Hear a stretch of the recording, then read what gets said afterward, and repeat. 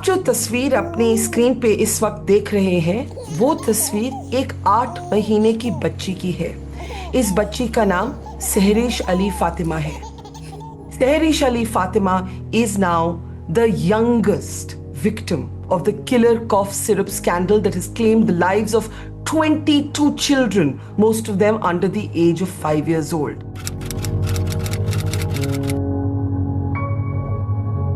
दुख ज्यादा बोलूंगा मैं अपने आप को। गुस्सा किस पे करूंगा मैम, ये बताइए आप। आज मेरी बच्ची मेरे हाथ से चले गई, मैं किस पे गुस्सा करूं बताइए आप। मैं एक छोटा सा अदना इंसान हूँ। मैं अपने आप को ही तकलीफ दे के जिंदगी कर सकता हूँ।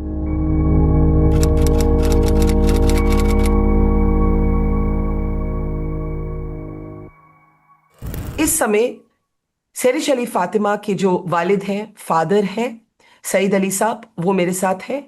सबसे पहले तो मैं दुख प्रकट करना चाहती हूँ, अपनी कंडोलेंसेस देना चाहती हूँ कि ऐसा हादसा हुआ। मैं क्या कह सकती हूँ, मैं कुछ भी कहूँ तो वो कम है सर। मैं सिर्फ आपकी शुक्रिया अदा करना चाहती हूँ कि ऐसे वक्त पर भी आपने हमारे लिए समय बनाया। सर, मैं पूछना चाहती हूँ कि क्या हुआ? बच्ची बीमार हुई, डॉक्टर ने उसको कोल्ड ड्रिफ कफ सिरप प्रिस्क्राइब किया, उसके बाद सर क्या हुआ? क्या मैम, 22 तारीख की नाइट की बात है मैम। मेरी बच्ची मेरे साथ खेल रही थी अच्छी वाली। अचानक उसको उल्टी हुई है। और उल्टी होने के तुरंत बाद मैंने डॉक्टर के यहाँ ले आके एडमिट किया। हम्म। डॉक्टर पवन नंद्रुकर साहब छिंदवाड़े के चनन गांव के पास उनका क्लिनिक है। वहां मैंने उसे एडमिट किया। एडमिट करने के बाद मेरी बच्ची का वहाँ ट्रीटमेंट चला। सुबह 12 बजे तक मेरी बच्ची ठीक थी मैम।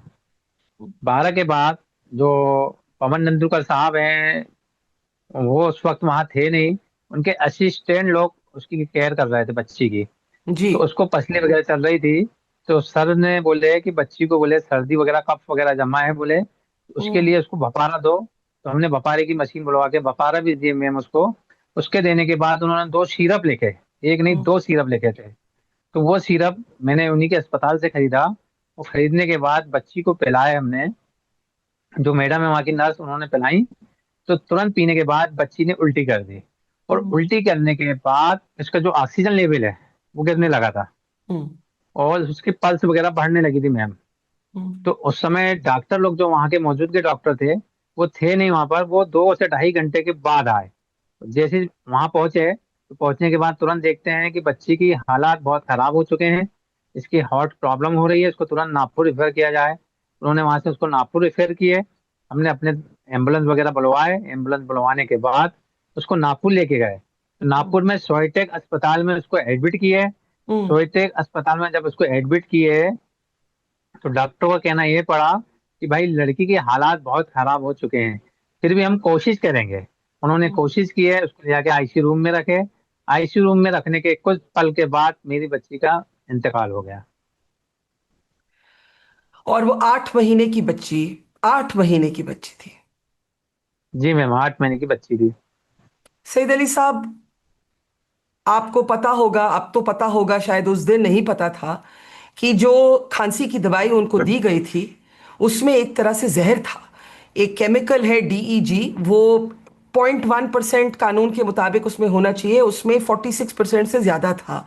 अब तो शायद आपको जानकारी हो, एक तरह से हो गई होगी कि आपकी बच्ची की जो मौत है, डेथ है, वो एक एक पॉइजन, उसको कहा जाता है कि उनको मारा गया, उनको पॉइजन किया गया, उनको जहर पिलाया गया। मैं समझ भी नहीं सकती कि इस समय आप पे क्या बीत रही है। दुख इतना होगा कि गुस्से के लिए शायद कोई जगह नहीं होगी। देखिए मैम, हम देखो जो भी हुआ वो तो खैर अल्लाह की मर्जी थी। और अल्लाह के सामने किसी की चलती नहीं है। मेरी बच्ची का दुख तो पूरी फैमिली को हुआ, बहुत ज्यादा दुख हुआ। यहाँ तक कि मेरी जो मिसेज है, वो 4 से 5 दिन तक के एडमिट भी रखे उसको। बेहोश पे बेहोश होते जा रही थी वो।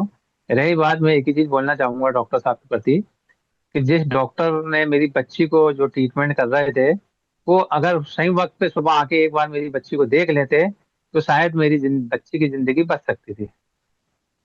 देखिए, डॉक्टर तो एक तरफ रहे, एक्सेस टू मेडिकल केयर, आपको नागपुर जाना पड़ा एम्बुलेंस लेके छिंदवाड़ा से, लेकिन सर वो जो खांसी की दवाई, अब तो आपने देखा होगा 22 बच्चों और की मौत हो गई है, 22 बच्चों की, यही जी मैम। खांसी की दवाई पी के। जी।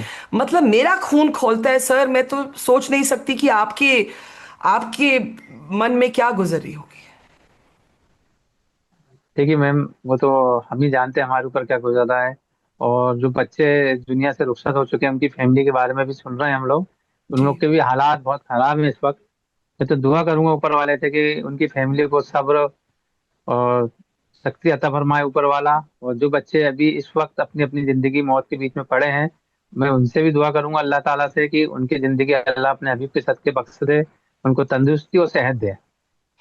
सईद सईद साहब, ये बताइए कि आपने अपनी बच्ची के लिए सपना देखा होगा, हर पिता हर माँ बाप अपने बच्चे के लिए एक सपना देखते हैं। आप क्या काम करते हैं, पहले आपसे पूछूंगी। देखिए मैम, मेरा काम ड्राइविंग का है, मेरी टैक्सी लाइन का काम है मेरा। जी। अपनी बच्ची के लिए क्या सपना देखा था सर? देखिए मैं तो, मेरी एक बड़ी बेटी भी है माशाल्लाह। ये छोटी बेटी थी 8 महीने की। माशाल्लाह मैंने अपने दोनों बच्चों के लिए बहुत केयर किया, बहुत बहुत आगे तक के सोचा था बच्चियों के लिए। कि अल्लाह ने मुझे जितनी जिंदगी दिया उसके वक्त के पहले मैं उन लोगों के लिए बहुत अच्छे से अच्छा सोच रखा था मैंने। जी। कि मेरी बच्ची आगे चल के कुछ अच्छा डॉक्टर या अच्छे डॉक्टर ले लो, या अच्छे कोई जो भी है पुलिस लाइन में या जो भी चीजों में है, उसके लिए सोचा था मैंने उनके लिए। आप चाहते थे कि आपकी बच्ची मेडिसिन की लाइन में आए? देखिए मेरी सोच ये थी, मैं, मेरी बच्ची हैं, मेरे जिंदगी के हिसाब से मैं सोच रहा था कि जो अच्छा बेहतर से बेहतर उनकी किस्मत में जो होता है, डॉक्टर बने या या। ऑफिसर लाइन में कोई भी इनको जॉब मिलता है, मेरी सोच ये थी। जी। आपने कहा कि आपकी पत्नी, आपकी वाइफ को अस्पताल में भर्ती करना पड़ा, वो इतनी दर्द और शौक के थ्रू गुजर रही हैं। बताइए उनके क्या हाल है आज, एक माँ को अपनी देखिए बेटी खोना इस तरह से। देखिए मैम, अभी तो मेरे घर के हालात बहुत खराब हैं। और जो मेरी मिसेज हैं, उनके सामने मैं ये सब बातें अभी नहीं कर पाता, क्योंकि उनके हम्म। सामने सब ये बातें आती तो वो जख्म फिर ताजा हो जाता है मेरी मिसेज का। उनके हालात वगैरह गिरने लगते हैं और फिर वो बेहोश हो जाती हैं। बेहोश हो जाती है बिल्कुल दर्द से, जी मतलब। मैम। जी, मैं जी। समझ सकती हूँ। सईद साहब, ये बताइए कि बच्ची तो वापस कोई नहीं ला सकता, लेकिन जिसको कहते हैं ना इंसाफ, न्याय, जस्टिस, वो किस रूप में मिलना चाहिए? डॉक्टर की तो एक बात हुई, इतनी बड़ी बड़ी कंपनियां ये जो फर्जी सिरप बना रही हैं जिसमें जहर डाला जा रहा है, लिटरली जहर डाला जा रहा है। आज उनके जो मालिक हैं उनको अरेस्ट किया गया है, उनको जेल में भेजा जाएगा। आपके लिए एक पिता होने के नाते इंसाफ, जस्टिस, न्याय क्या रूप लेना चाहिए आपके मुताबिक? देखिए मेरी सोच तो ये है मैम, उनके ऊपर सख्त सख्त कार्रवाई करा जाए। और दूसरी चीज ये है कि जो बच्चे अभी मौत और जिंदगी के बीच में पड़े हैं, तो उनके ऊपर ये सब दिक्कतें ना आए, मेरी ये दुआ है उन लोगों से। आपकी देखभाल कौन कर रहा है? आपको तो अपनी पत्नी, अपनी बच्ची की देखभाल करनी चाहिए, आप पे भी तो बहुत कुछ गुजर रहा है। जी मैम, मेरे ऊपर बहुत कुछ गुजर रहा है। अल्हम्दुलिल्लाह मेरे दोस्त भाई वगैरह मेरे साथ हैं, और मेरे अभी साथ अक्सर पीछे बैठे हैं। मेरे पल पल का ख्याल कर रहे हैं, और मुझे अभी डॉक्टर के पास ही लेके आए उन्होंने। आपको भी डॉक्टर के पास जाना पड़ा दोबारा? जी मैम, मेरी भी तबीयत नासाज है। मेरे को भी बहुत कमजोरी लग रही, चक्कर वगैरह आ रहे हैं, तो वही दिखाने के लिए मैं डॉक्टर साहब के पास आया था अभी। वही डॉक्टर साहब के वहीं बैठा हूँ बाजू में। ऐसा भी पढ़ने को मिला कि बहुत से परिवार जिनके साथ ये बीती है, जिनके बच्चे इस कॉफ सिरप की वजह से मारे गए, बहुत से उसमें गरीब तबके के लोग हैं। उनको बहुत ही मतलब मुश्किल हुई डॉक्टर के पास भी जाना, अस्पताल भी जाना। क्या आपको भी ये मुश्किल एक तरह से झेलनी पड़ी? जी मैम, बिल्कुल मुश्किलों से बड़ा सामना करना पड़ा हमें। हमारे हालात बहुत बिगड़ चुके थे उस वक्त। हमारे दोस्त भाइयों ने बहुत हमारी हेल्प करे हैं। तो मतलब पैसे के लिए भी मुश्किल थी अस्पताल में भर्ती करना? जी मैम, जी मैम, जी जी, पूरे पूरे दोस्त भाइयों ने, रिश्तेदारों में हमारी पैसों से लेके हर चीज से लेके हेल्प करे मैम। आपको किसी भी सरकार की तरफ से कोई हेल्प आई है अभी तक? देखिए मैम, अभी एमपी गवर्नमेंट के जो मोहन यादव जी हैं, उनके तरफ से कुछ अमाउंट डला हुआ है, मैंने शायद देखा नहीं हूँ अभी उसको। जी। मगर उनका कहना पड़ा है इसमें अमाउंट डला है, और जहां तक कि वो अमाउंट आ गया है मैम।